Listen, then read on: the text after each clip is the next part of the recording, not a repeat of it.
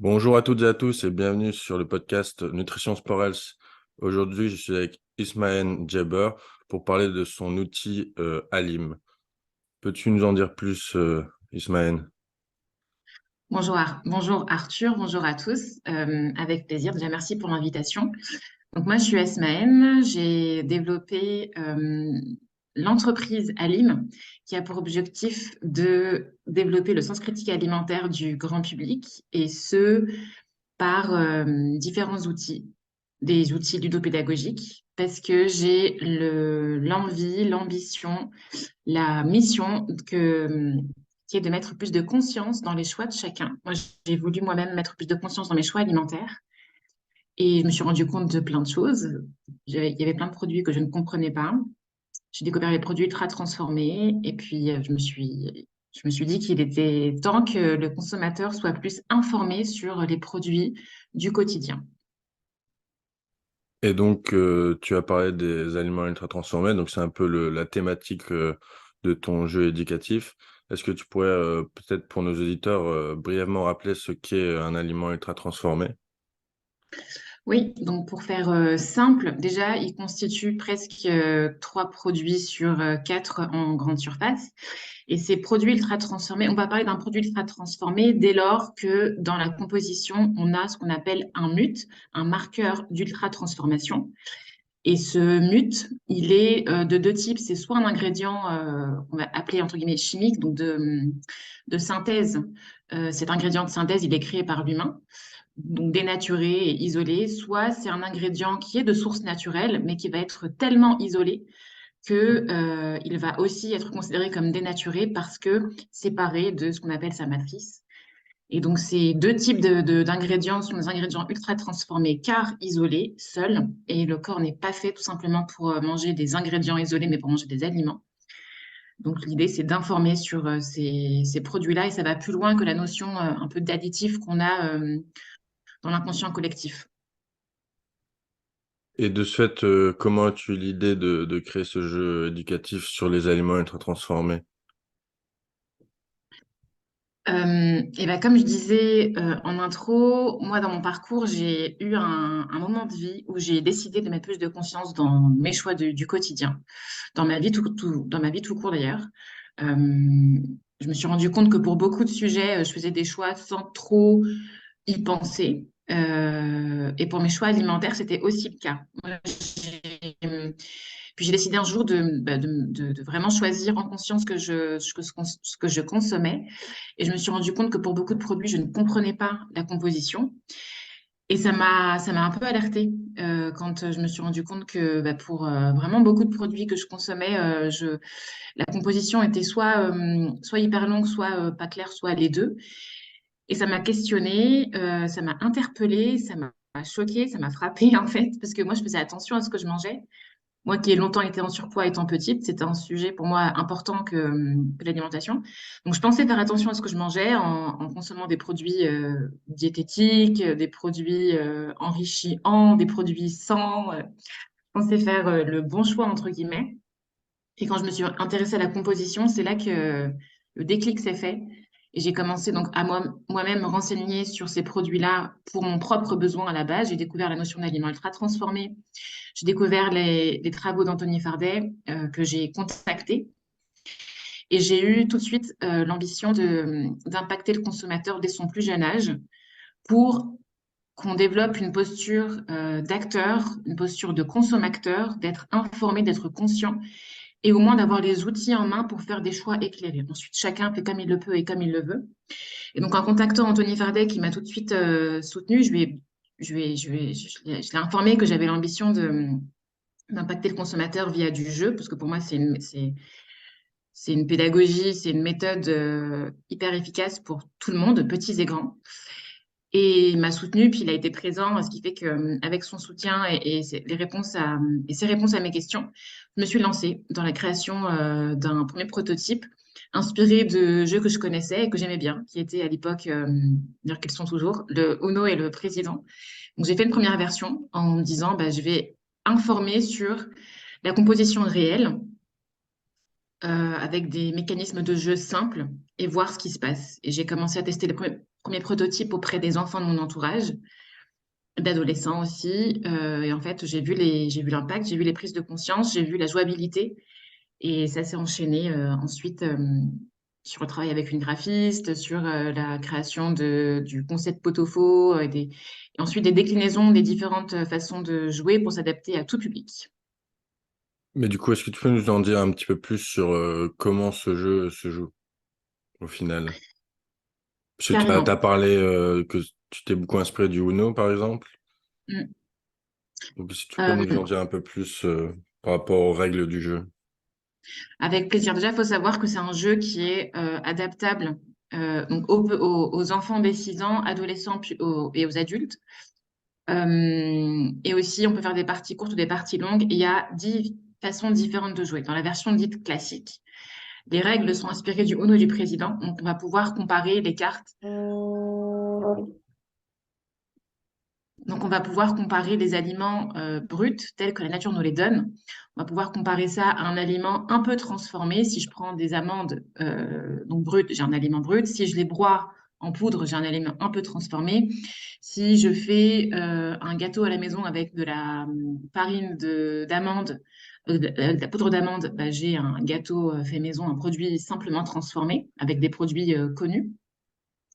Et puis ensuite, si j'ai un gâteau à l'arôme d'amande et avec des texturants et d'autres ingrédients que je ne pourrais pas retrouver à la maison, je vais avoir un produit ultra transformé.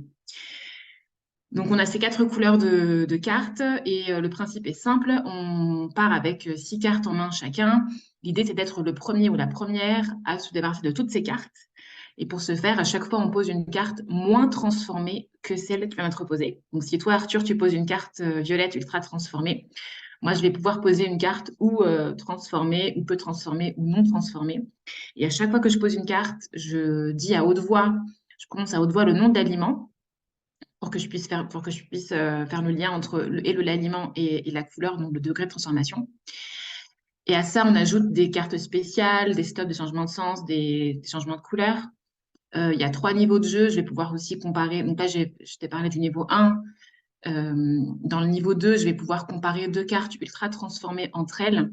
Donc, je vais pouvoir poser une carte ultra transformée sur une autre carte ultra transformée si elle contient moins de mutes, moins de marqueurs ultra transformation. Leur nombre est indiqué sur la carte. Pareil, l'idée, c'est d'aller encore plus dans le détail de la prise de conscience de la composition réelle des produits. Il faut savoir que sur les cartes, il y a la composition réelle des produits industriels du quotidien. Ensuite, il y a une version collaborative où je vais faire deviner à mes camarades la- le nom du produit en lisant la composition. Ça, c'est les 3 niveaux de jeu de la version classique. Et ensuite, il y a des déclinaisons pour s'adapter aux adultes et aux ados. Je peux faire un Time's Up pot-au-faux, je peux faire un qui est-ce, je peux faire une bataille pour s'adapter aussi aux consultations pour des parties rapides. Donc, il y a vraiment diverses façons de jouer. La première est née du mélange entre le président et le Uno. Ensuite, ça s'est décliné en différents niveaux de jeu et en nouvelles même parties de jeu pour s'adapter vraiment à tout public dès 6 ans et à tout contexte aussi pour faire des parties plus ou moins longues. Donc, si je résume bien, donc, la première version est née d'une envie d'éduquer les enfants, les adolescents, et ensuite ça s'est décliné avec d'autres règles pour les adultes ou les professionnels de la santé comme les diététiciens en consultation. Tout à fait. Le jeu est né à la base, a été adapté aux enfants et testé sur les enfants, sur le niveau 1 de la version classique. Et ensuite, le niveau 2 est arrivé, le niveau 3 est arrivé, l'aspect collaboratif avec le niveau 3 et les différentes déclinaisons, comme tu disais, pour s'adapter donc à tout type d'âge et pour pouvoir s'adapter aux besoins des diététiciens et des diététiciennes qui m'ont contacté pour pouvoir se procurer le jeu et qui voulaient l'utiliser soit en consultation, soit en atelier. Donc, les parties sont plus ou moins courtes ou longues en fonction du besoin et on peut vraiment s'adapter à tout âge et tout contexte. Et du coup, ce jeu, où peut-on le retrouver actuellement? Est-ce que il est disponible en magasin ou il faut le commander sur Internet? Et ben, il est depuis quelques mois disponible sur la boutique Alim. Donc, il suffit d'aller sur alim.fr, A-L-Y-2-M. Et puis, on a différents kits. On a un kit qui est idéal pour les consultations. Donc, c'est un kit avec un jeu de cartes et le guide pédagogique pour pouvoir l'adapter en consultation pour faire des parties courtes, des batailles ou même des parties de version classique avec l'enfant ou même l'enfant et son parent ou même l'adulte en consultation. Et puis, on a un kit pour les ateliers collectifs pour pouvoir aller plus loin et séparer un groupe jusqu'à 24 personnes en trois petits groupes et faire des grandes parties et impacter encore plus de personnes. Et du coup, par rapport à Lim, est-ce que tu as d'autres projets en lien ou non avec ce premier jeu? Alors, oui. Alors, déjà, il faut savoir que dans l'activité Alim, à la base, moi, Potofo, je m'en suis servie pour mes propres ateliers. J'ai animé des ateliers auprès du grand public. Et ce sont les diététiciens et les diététiciennes qui sont venus à moi en me disant qu'ils étaient intéressés par le jeu Potofo. Donc, c'est après avoir reçu une trentaine de mails que je me suis dit que l'outil était demandé et c'était un besoin d'avoir des outils ludiques, clés en main sur le terrain. Donc, c'est après avoir compris ce besoin-là que j'ai décidé de faire une réédition du jeu avec le guide pédagogique. On a travaillé avec la graphiste sur le design. Mais à la base, donc, j'anime des ateliers auprès du grand public sous forme de cycles de 3 à 5 séances, toujours autour des aliments ultra transformés, du marketing alimentaire, pour informer, encore une fois, sans juger, sans culpabiliser, sans infantiliser. Et dans ces ateliers, donc, j'utilise d'autres outils, des jeux de rôle, de la cuisine, mais aussi un escape game que j'adapte en fonction de l'âge des participants. Et cet escape game-là, bah, il est en train aussi de m'être demandé. Je commence à recevoir des demandes de est-ce qu'on peut l'utiliser, est-ce qu'on peut s'y former. Donc ça, c'est dans les tuyaux que de pouvoir templétiser l'escape game, de le rendre accessible aux professionnels qui veulent l'utiliser pour leurs propres activités. Et pour revenir à Pot-au-Faux, oui, il y a des sujets, on peut se procurer le jeu de manière autonome et être autonome sur l'utilisation avec les règles du jeu et le guide pédagogique. Et on peut aussi vouloir être accompagné. Donc, on peut s'inscrire à une formation pour utiliser en toute sérénité et être accompagné sur la prise en main de Pot-au-Faux, soit sur la prise en main, soit sur l'animation d'ateliers autour de Pot-au-Faux, soit sur comment aborder le sujet des aliments ultra transformés sans diaboliser les produits auprès des enfants et des adultes. Donc, ce sont différentes thématiques déjà proposées en formation, pareil sur le site alim.fr, et des ateliers aussi sont dans les tuyaux en cours de finalisation, on va dire, pour ceux qui ont déjà le jeu et qui voudraient être accompagnés pour aller plus loin, pour développer, pour dynamiser leurs consultations et ou lancer leurs ateliers sur les aliments ultra transformés. Mais ouais, pour rebondir sur tout ton dialogue, c'est vrai que beaucoup de professionnels de la santé, dont les diététiciens, recherchent des jeux éducatifs pour varier, entre guillemets, les thèmes de consultation. Donc, je pense ton jeu Pot-au-feu, Pot-au-faux. oh, Pot-au-faux, pardon, Pot-au-feu. Pot-au-faux aura beaucoup de succès auprès des diététiciens. Il me semble que tu avais déjà rencontré des diététiciens belges à Bruxelles pour le présenter, il me semble. C'est ça. En fait, j'ai eu des demandes de Suisse, de Belgique, de France, de diététiciens principalement de ces trois pays-là. Et donc, j'ai eu des commandes et j'ai voulu aller à la rencontre aussi de diététiciens qui étaient intéressés par le sujet pour créer du lien, pour montrer le jeu, pour échanger sur nos pratiques respectives d'animation d'atelier, sur nos pédagogies. Et puis, donc, j'ai proposé, parce que je suis aussi membre UPDLF, et j'ai proposé un atelier, une conférence slash atelier il y a quelques semaines à Bruxelles où j'ai pu rencontrer des diététiciennes et échanger sur la pédagogie autour des aliments ultra transformés. Et c'était un chouette moment parce on s'est on s'est inspiré les unes les autres. Et puis, la démonstration de Pot-au-faux a fait ses preuves. J'ai eu la bonne surprise de voir que grande majorité des diététiciennes présentes en activité bah, sont reparties avec le jeu pot-au-feu parce qu'elles voulaient l'utiliser dans leurs propres ateliers. Et effectivement, je me rends compte que, et ce qu'on me dit en fait sur le terrain, c'est qu'il y a un besoin d'outils, un besoin de jeu, et que c'est plaisant que d'avoir un outil déclinable en différentes possibilités, différents contextes, différents âges, et que les versions classiques se basent sur des mécanismes connus. Le Uno, on connaît, enfin, c'est assez intuitif comme jeu. Le président, même si on ne connaît pas, c'est pareil, ça s'apprend assez vite, c'est assez intuitif. Donc, ce sont des mécanismes simples. Et c'est là, en fait, entre guillemets, toute la complexité. C'est que de rendre simple de l'information sur des sujets un peu complexes. Et aussi, les retours que j'ai eus, c'était que c'était une envie aussi de la part des pros sur le terrain que d'informer principalement sans rentrer dans c'est bien, c'est mal, chose qui n'est pas du tout dans la pédagogie ALIM. Et ça aussi, ça plaît et ça me fait très plaisir parce que c'est quelque chose qui est très présent dans les valeurs d'ALIM. Et je suis contente que ce sujet, cette valeur intrinsèque à ALIM soit accueillie sur le terrain et soit même demandée. Voilà. Mais je pense que c'est une très bonne idée d'avoir justement décliné le jeu en plusieurs versions et d'avoir plusieurs influences, comme tu as dit, le Uno, le président et d'autres types de jeux.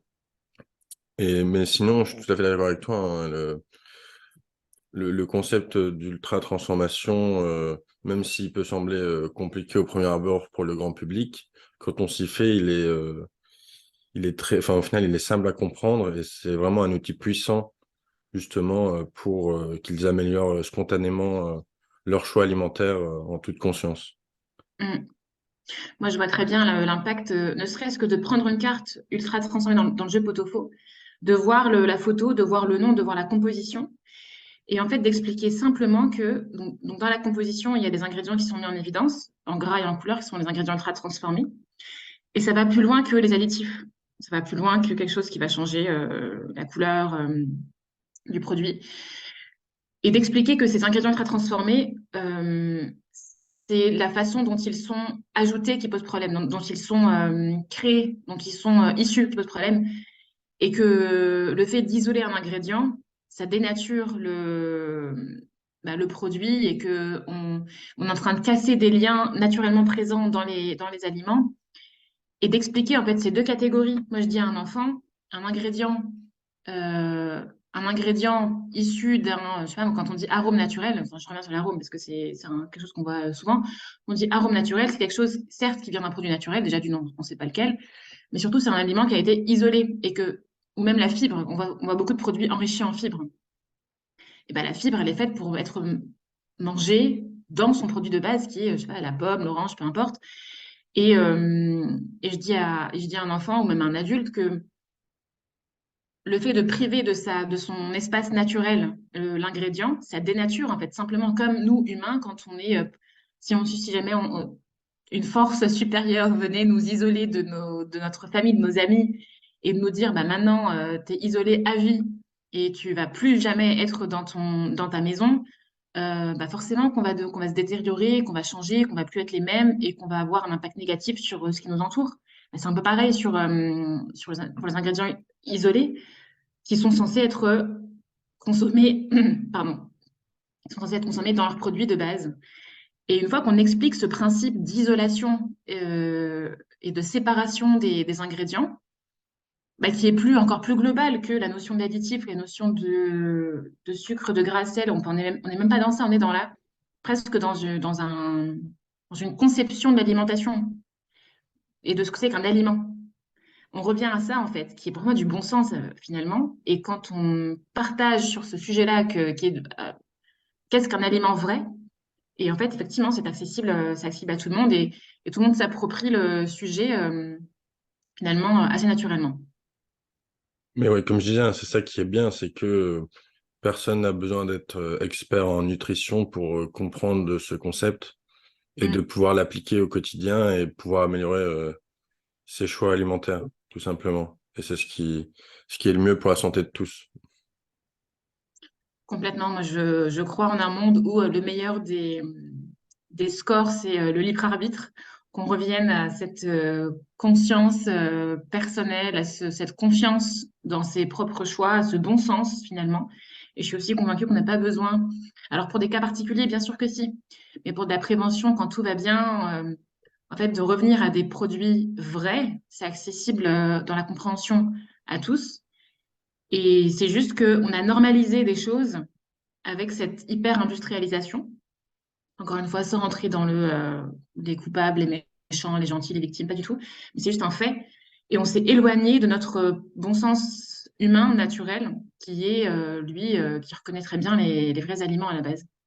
Donc l'idée, c'est de remettre un peu de conscience dans ses choix du quotidien pour revenir un minimum à son bon sens et ensuite faire comme chacun peut et veut aussi. Mais c'est un peu comme tu l'as sous-entendu, hein. C'est vrai que l'hyper-industrialisation et le fait que le consommateur ne sait plus ce qu'il mange, il se trouve un peu perdu en fait dans les rayons du supermarché avec tous ces scores, ces labels, ces appellations. On peut citer hein, le Nutri-Score, maintenant il y a aussi l'Eco-Score, il y a les produits AOP, il y a les produits qui sont labellisés. Enfin, ça devient vraiment un cauchemar pour quelqu'un qui s'y connaît pas forcément. Et même pour, au final, certains professionnels de santé hein, que je connais qui sont même, enfin, eux-mêmes perdus en fait par tous ces logos, ces labels. Donc, revenir à du bon sens, ça ne peut que leur faire du bien. Tout à fait. Et l'objectif de base de tous ces scores, ce serait d'aider le consommateur à mieux choisir. Sauf que moi, ce que je répète tout le temps, c'est que qu'un score m'aide à choisir quelque chose, il faudrait que je comprenne comment ce score fonctionne.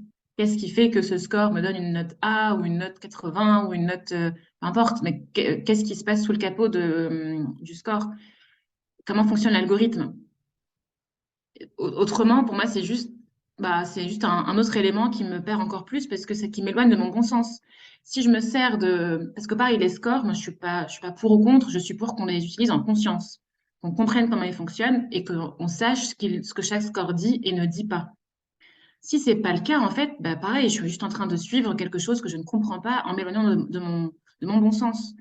Mais quand je comprends que Nutri-Score dit déjà compare des produits de même catégorie et n'est pas un score absolu, et qu'il me dit si mon paquet de biscuits il est moins sucré, moins gras, moins salé que les autres biscuits du même rayon, bah, au moins je comprends ce qu'il dit, ce que ne dit pas. Et un paquet de biscuits A, ça veut juste dire qu'il est moins sucré, moins gras, moins salé que les autres. Ça, quand Mm. je le Et comprends, peut-être ok, je un peu plus de fibres. Parce que le Nutri-Score, ils aiment bien les fibres. exactement. Voilà, petite pique gratuite, mais Bah, bien sûr, mais tu vois, tout ça, c'est important que le consommateur le comprenne pour juste utiliser tous ces outils en conscience. Et parce qu'autrement, ça ne fait que nous éloigner de notre conscience de choix et de notre bon sens. Je me répète, mais pour moi, c'est vraiment la clé que de se refaire confiance un minimum, que de revenir à son bon sens. eh ben écoute, Esmaël, je pense qu'on a fait le tour de la question et de ton jeu. Merci d'avoir été présente avec moi pour ce podcast.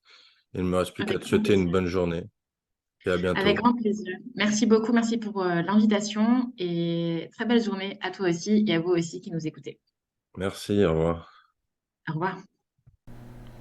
Merci à tous d'avoir suivi ce podcast en ma compagnie et celle de Madame Jeber. Si vous voulez plus d'infos sur Alim et le jeu interactif Pot-au-Faux qu'elle a créé, il y a un lien qui redirigera vers son site internet dans la description. N'hésitez pas également à vous abonner à la chaîne, à liker et partager ce podcast, puisque nous sommes bientôt 400 abonnés à suivre ce podcast, et je vous en remercie. Vous pouvez également me suivre sur les applications telles que Spotify, Apple Podcast, Amazon Podcast, etc. Les liens seront également dans la description. Et quant à moi, je vous dis à la prochaine.